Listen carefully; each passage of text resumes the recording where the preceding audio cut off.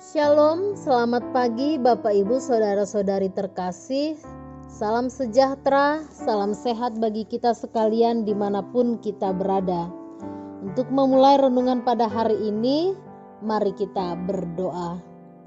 Ya Allah yang penuh dengan kasih, terpuji Engkau bahwa pada pagi hari ini Tuhan masih memberkati kami dan mengizinkan kami untuk boleh senantiasa berada dalam berkat Tuhan. Sesaat kami akan mendengarkan firman-Mu, kuasai hati dan pikiran kami. Di dalam nama anak-Mu Yesus Kristus kami berdoa. Amin. Ayat Alkitab yang menjadi renungan pada kita hari ini diambil dari Galatia 6 ayat 1. Saudara-saudara, kalaupun seorang kedapatan melakukan suatu pelanggaran, maka kamu yang rohani harus memimpin orang itu ke jalan yang benar dalam roh lemah lembut, sambil menjaga dirimu sendiri supaya kamu juga jangan kena pencobaan. Saudara-saudari, teguran tentu saja akan menghasilkan beragam reaksi. Ada yang berterima kasih ketika ditegur, kemudian ia memperbaiki diri dan kembali kepada kebenaran. Namun ada juga yang menjadi marah ketika menerima teguran, sehingga ia tidak mengalami perubahan. Ia mengulangi pelanggaran yang sama, bahkan bisa jadi lebih parah. Di sisi lain, respons terhadap orang yang melakukan pelanggaran juga beragam. Secara khusus di zaman sekarang ini, kebanyakan orang tidak mau tahu karena tidak mau mengambil resiko.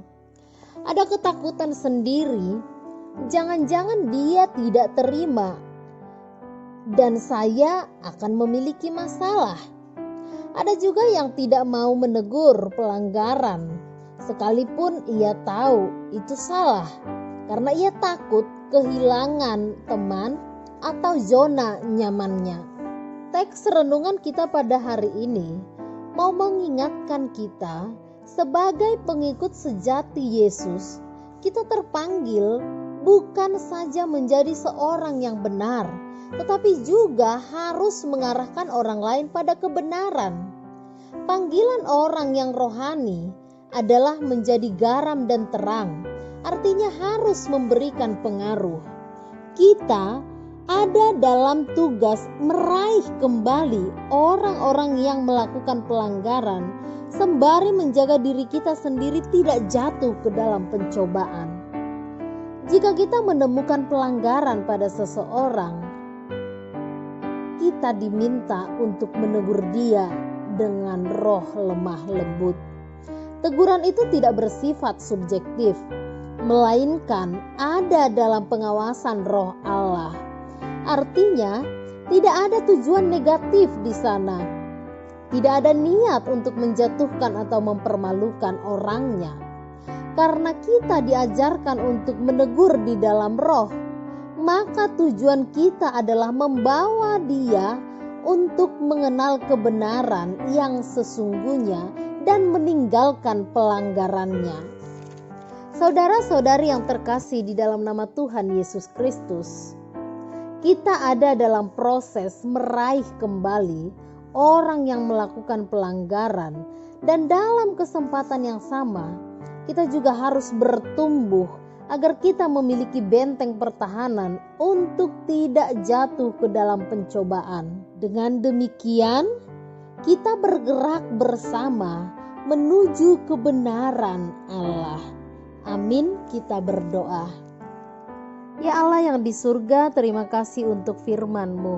Mampukan kami ya Allah untuk bertumbuh pada pengenalan kebenaran Tuhan, sehingga kami juga Tuhan mampukan untuk menegur setiap orang yang melakukan pelanggarannya, dan setiap orang yang boleh menjauhkan dirinya daripada-Mu. Biarlah Tuhan kami dikuatkan untuk boleh menegur dalam kuasa roh, dan mampukan kami ya Allah untuk boleh bersama-sama bertumbuh mengenal kebenaran Tuhan. Di dalam nama anak-Mu Yesus Kristus kami berdoa. Amin.